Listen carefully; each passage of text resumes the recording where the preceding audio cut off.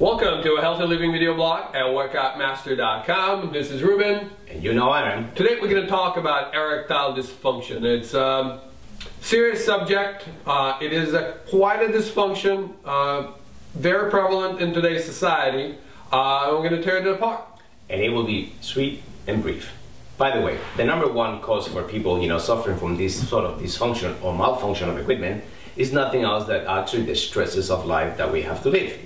As you understand, not getting to bed early, not having the right amount of sleep, not eating the right foods, drinking the proper amount of water, not having happy, healthy thoughts will lead you to more and more stress. And one of the first side effects of all this stress is going to be the lack of function of your equipment. Male or female, we're talking about particularly to erectile dysfunction, but to women something very similar happens is when the fact of the matter that they don't get lubricated enough to actually have pleasant sex relationships. And that's one thing that is very, very common nowadays. It's estimated that it's affecting anywhere between 15 to 25 million Americans. Absolutely.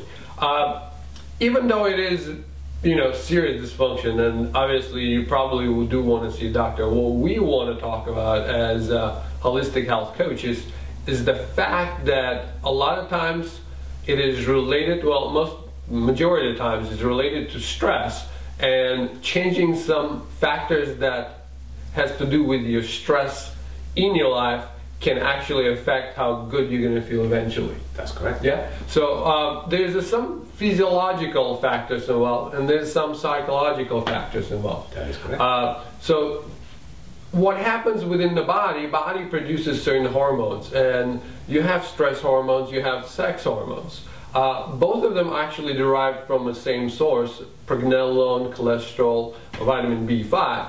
So what happens if you're under a lot of stress, your body has a high demand for stress hormones, so all of precursors go to production of stress hormones. That leaves the sex hormones underproduced, and that eventually leads to some sort of sexual dysfunction. It would be a male dysfunction or a female. That is correct. Yeah. So the one thing that you can do if you have a less desire to have sex, or you have a full-on dysfunction like erectile dysfunction, is to start thinking how you can change your life and affect the stressors in your life so you can start feeling better. So what our listeners can do?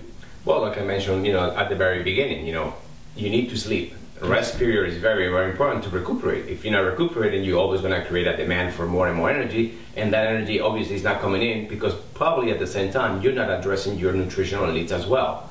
So I think food and rest, sleep time, quiet time, is going to be one of the major changes that you can make right away that will improve this dysfunction that you perhaps might suffer from. At the same time, having happy, healthy thoughts is very important.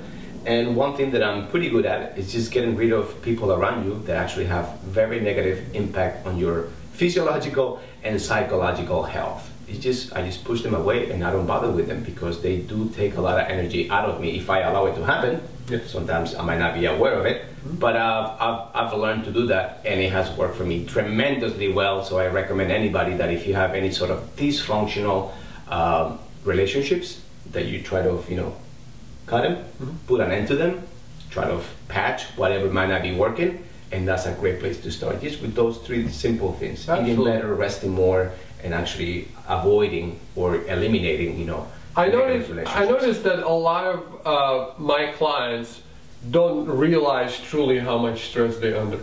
No, they're not aware of it. It becomes such a part of their life that they don't even feel that they're stressed. That's correct. But the good thing is always the reverse. Let's say if you don't get what you think you should be getting, let's say you don't get as much of sex drive as you want, chances are you are under stress from somewhere that you might have been getting from day one, and you never been aware of it. So the good thing to do is to hire maybe somebody or talk with somebody, friends and family, to figure out what is that stressor that you have that you were not aware of. And if you get rid of it, chances are your stress load are going to decrease, maybe quite dramatically.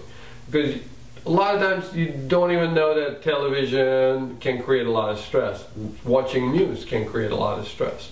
I mean, there's a tons of reasons why people can get stressed. Very true. Yeah. Another thing that you want to be aware of, that a lot of times medication can create that kind of dysfunction. So you would want to make sure that you ask your doctor if there's a possibility that whatever medication that you're taking has any effect to the dysfunction that you might be getting. And in particular, we're talking about statin drugs and SSRIs. Absolutely. Anytime it has something to do with the SSRI drugs, which is mood-enhancing, mood-related drugs. Yeah. Yes. Although some heart medications, some blood pressure medications can have a very similar effect. The ones that are more prevalent with causing this dysfunction are typically, statins, because they are going to control your cholesterol levels. And as we said earlier, cholesterol is one of the precursors to actually the production of sex and stress hormones.